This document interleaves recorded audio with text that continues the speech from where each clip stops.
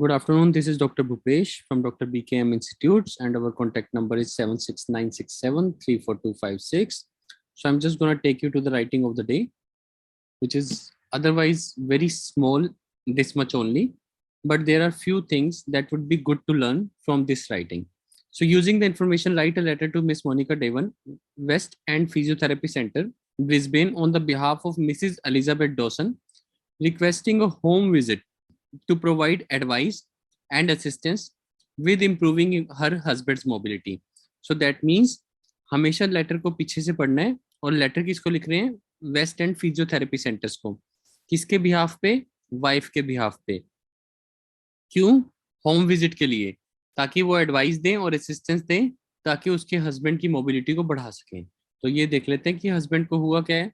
You are Sonia Mathews, a qualified sister with blue nursing home care agency. तो हम भी एक care agency हैं, हम हॉस्पिटल नहीं है, हम भी घर पे जाके ही केयर प्रोवाइड करते हैं. नर्सिंग होम केयर एजेंसी है हम भी. Bob Dawson is a patient in your care. तो हम उसके घर में जाते हैं और हम 25 सितंबर को 1924 में, एंड यहाँ पे कहीं पे हाँ डेट दे रखी है 08. तो इसकी एज होती है 8 प्लस ऑलमोस्ट 83 दे रखी है 84.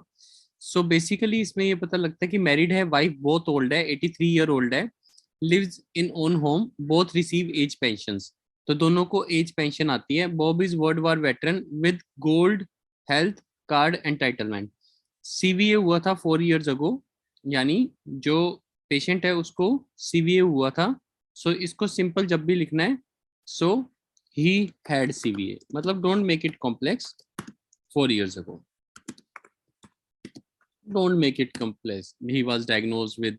ये आपको सिंपल रखेगा. आपको जहाँ पे गलती करने का चांस लगता है वहां पे बिल्कुल सिंपल लिखो. ही had a CVA 4 years ago. Rehabilitation was successful.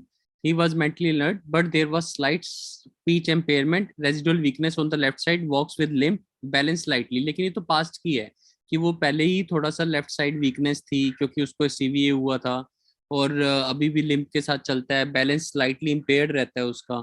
तो 18th को क्या हुआ जिसके कारण वो आया? ही had a fall while descending stairs. Stairs से उतरते टाइम गिर गया. Badly grazed left knee. GP has requested daily visit by us. ये प्लीज समझना है, बाय अवर एजेंसी, क्योंकि हम ब्लू नर्सिंग होम से ही तो हैं. देखो दोबारा देख लेते हैं. हम नर्स, ये छोटी छोटी बातें समझनी है, हम नर्सिंग होम केयर से. तो मतलब यहाँ पे गलती से भी जिसने नाम लिख दिया ब्लू नर्सिंग होम केयर, तो समझो कि आपसे ब्लंडर हो गया. तो GP requested us to dress the wound and assist with the showering the following day. मैंने आपको बताया था 18th के बाद जब 19th आए, नेक्स्ट डे हो, तो नेक्स्ट डे की जगह हमेशा अच्छा लगता है द फॉलोइंग डे. प्लीज इसे अच्छे से समझना. The following day graze knee was redress. तो उसको दोबारा बस वॉज लगाना है. देखो कितना आसान है OET. Graze knee was redress, बाकी सब कुछ same. And there was no sign of infection. And there was, देखो ओईटी में करना क्या है, सिर्फ ये लगाना है, there was no sign of infection. Bob ने चलना शुरू कर दिया है slowly with the aid of his wife. तो यानी कि इस 19th को, the following day, it was redress, there was no sign, also he started walking with the help of his wife. सिर्फ इतनी सी, slowly around the house with the help of his wife. देखो बस ये लिखना था. ऐसे past को हमेशा पास्ट में लिखो, कुछ भी प्रेजेंट में मत लेके आओ. सो दैट इज वेरी इंपॉर्टेंट कि पास्ट को पास्ट में रहने दो. फिर अब लेकिन देखो, ही अब यहाँ से पॉजिटिव बातें हुई थी. Reported that apart from the, ये भी पॉजिटिव बात ही है. सो फर्दर इसके बाद ही रिपोर्टेड दैट, पास्ट में ही reported that apart from the usual aches and pains, he is नहीं, ही वॉज डूइंग वेल. ये बहुत इंपॉर्टेंट है. जब पास्ट होता है उसको पास्ट में लिखना है, इसको वॉज करना है. सो ये आज के लिए एक इंपॉर्टेंट सीख है. उसके बाद आराम से टुडे. टुडे हमेशा, टुडे मोस्टली 90% प्रेजेंट में जाएगा, एक लाइन छोड़ के. टुडे देख लेते हैं टुडे क्या हुआ है. His knee is healing well. अब बस प्रेजेंट में देखो, कुछ दिक्कत ही नहीं होगी. His knee is healing well and he has been suggested to use a walker or a walking stick to assist with the mobility. Bob said, wife says, suggested usko he has been suggested. Bob said he had a walking stick but it was useless.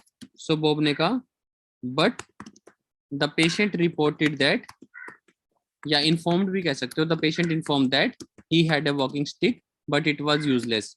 Where as, ये बहुत अच्छा connector है, जबकि where as यहाँ पे however की जगह एक आधी बार, whereas his wife says that he has never learn to use it.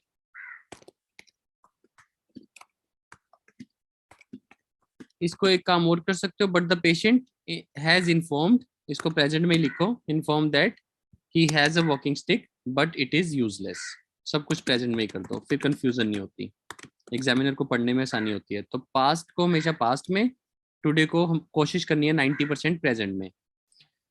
So she asked if I would contact with, अब यहाँ पे हो गया, so she says she is useless, oh यहाँ पे walking stick is useless, it is useless, she asked if I would contact their local physiotherapist, so his wife has requested us।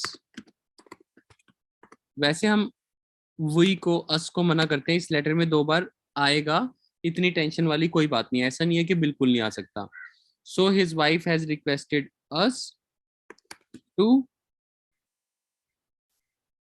write a letter on her behalf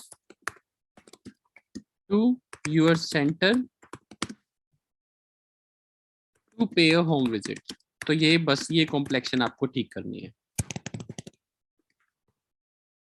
please अच्छे से पढ़ना। So his wife, बिल्कुल आसान कर दो, उसकी wife ने request किया है हमें to write a letter on her behalf to your centre, बस to pay home visit, to pay home visit and to provide assistance and advice in for improving, for कर दो, for improving her husband's mobility, husband के साथ apostrophe S बहुत important है, husband's mobility. So that is how you will write the letter. Very simple letter, कोई दिक्कत नहीं है, बिल्कुल इजी लेटर है। और इसके लिए फर्स्ट पैराग्राफ देखो, फर्स्ट पैराग्राफ तो हमेशा ओवरऑल होता है, तो इसका ओवरऑल क्या लिखूंगा, this letter is being written regarding Mr Dawson who fell while who fell 5 days back while descending stairs,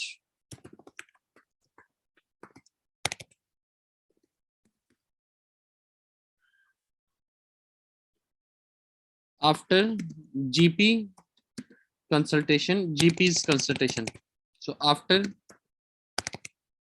GP's consultation he was referred to our agency। Please देखो जितना सिंपल कर सकते हो, आई नो, लेकिन passive voice बिल्कुल easy लगते हैं। After GP की कंसल्टेशन के बाद he was referred to our agency for dressing and, और किस लिए था, ड्रेसिंग के साथ साथ जो भी हो एंड असिस्टेंस, जो भी उसको असिस्टेंस चाहिए तो आप लिख सकते हो। Now his condition is better, ये बता दो, हिज कंडीशन इज बेटर, और उसने चलना शुरू कर दिया, and he has started walking. ये थोड़ा सा अलग लेटर है, इसलिए अपनी, तभी मैं आपको कहता हूँ रट्टा मारने की बजाय if we would be writing in our own language it would be easier. Present में लिख रहे हो, his condition is better, he has started walking but he needs your assistance, या फिर जो सच है वही लिखो, जो exactly his wife has requested us to write a letter on her behalf to your center। अब यहाँ पे सिंपल कर दो, to improve his husband's mobility। एक बार दोबारा पढ़ के देख लेते हैं, कुछ गड़बड़ तो नहीं हुई, और लास्ट पैराग्राफ मैंने आपको बता ही दिया था। तो this letter is being who fell 5 days back, spelling sorry ठीक कर लेना प्लीज, वैसे मैं ही कर देता हूँ। While descending stairs after GP's consultation, he was referred to our agency for dressing and जो भी वहाँ पे दिया होगा। Now his condition is better, he has started, but his wife has requested us to write a letter on her behalf to your center to improve his husband's mobility। देखो कितना simple हो गया। तो फॉलोइंग डे ये हुआ, यहाँ पे 18th वाली डेट का लिख देना, on 18th he was having this and this problem, जो भी आपने लिखना है। द फॉलोइंग डे ये हुआ, third paragraph, today his knee is healing well and he has been suggested to use a walker but the patient has informed that he has a stick but it is useless whereas his wife says उसको आता ही नहीं है, so his wife has requested us to write a letter on you to clear this. That is how you will write the letter. Now I'm going to unmute you and will ask you any question or any doubt you may have, then we will jump on to the reading session. Please, अगर किसी को भी कोई doubt है तो पूछ सकता है, मैंने आपको अनम्यूट कर दिया.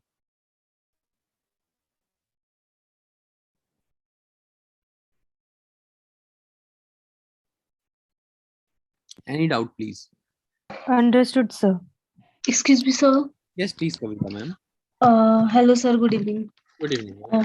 सर एक्चुअली जो फर्स्ट पैराग्राफ आपने बताया तो मैंने थोड़ा अलग से लिखा है, तो ये देखना आप गलत है या सही है.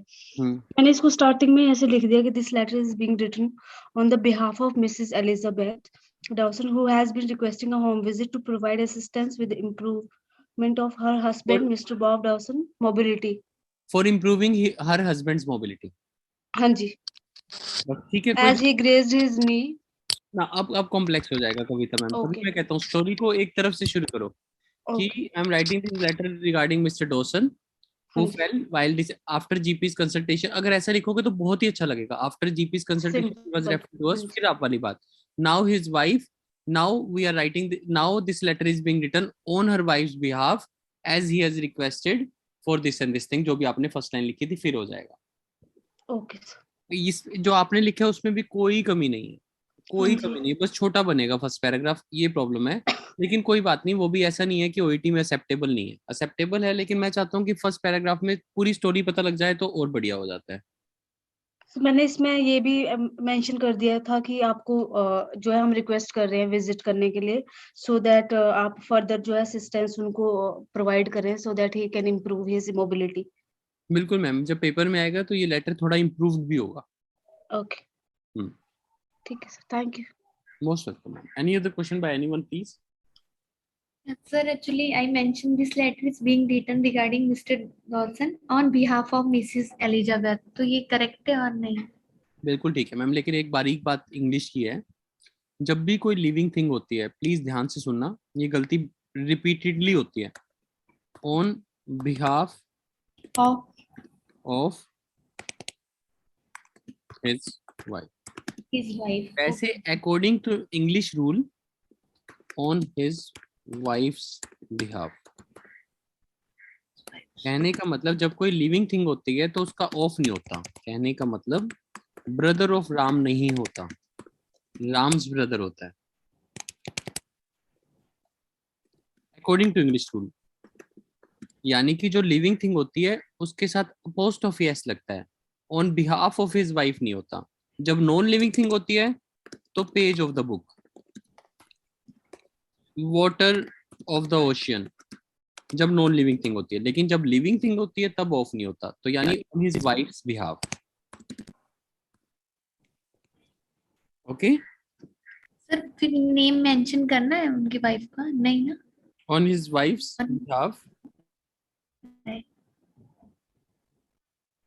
हो नहीं पाएगा मैम. वैसे आप तो देख लेते हैं. On his wife Miss Elizabeth. हाँ लिख सकते हैं मैम, एलिजाबेथ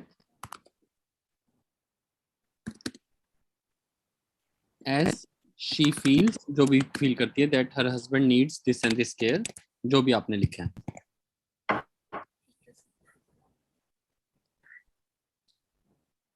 ठीक है. Thank you. Yes sir. Done. Any other question by anyone, please? Excuse me, sir. Yes, please, ma'am. Excuse me, sir. Yes, please, ma'am. Sir सब हम मतलब regarding जब लिखते हैं मिस्टर दिस एंड दिस तो as लिखते हैं, जब एज नहीं दी होती तो डेट ऑफ बर्थ लिख सकते हैं जैसे इस लेटर में मेंशन है डेट ऑफ बर्थ. बिल्कुल मैम, आज हम ये भी बात कर लेते हैं. आज बस फिर उसके बाद शुरू करते हैं. सो मतलब जिसको भी लेटर लिख रहे हैं उसको पहले एड्रेस, जिनको नेम एंड एड्रेस ऑफ जिसको लिख रहे हैं या डेजिग्नेशन. जैसे कि इसमें शायद लेटर लिख रहे थे फिजियोथेरेपी सेंटर को, तो हो सकता है द फिजियोथेरेपिस्ट को. अगर नहीं दिया तो फिजियोथेरेपी एंड सेंटर, जो भी लिखना है. तो फर्स्ट इज एड्रेस जिसको लिख रहे हैं. देन सेकंड क्या लिखते हैं हम? डेट. डेट. थर्ड हम लिखते हैं Dear, डियर अगर नेम मेंशन है तो जो भी ऊपर दे रखा है, डियर डॉक्टर, अगर फिजियोथेरेपिस्ट है डियर फिजियोथेरेपिस्ट, या जो भी नाम दिया आपको वो आपको लिखना है। फिर regarding, so regarding Mr Dawson, as नहीं, एज नहीं दिया तो डीओबी जो भी 24 सितंबर, एस बड़ा लिखना प्लीज, ऊपर ऊपर गलती मत करना क्योंकि किसी का भी नाम छोटा नहीं होता ऐसे। फिर आराम से this letter is being written regarding this and this. ठीक है? Yes Yeah. Sir. Sir Okay, actually sir. हम कैलकुलेट भी तो कर सकते हैं 2008 टू टिल डेट, नहीं तो टाइम वेस्ट क्यों करना है, मतलब समझ रहे हो, why to put yourself in trouble, दिया हुआ है तो ऐसे लिख दो। Okay. ठीक है, चलिए, I am stopping the recording but you may continue asking your questions.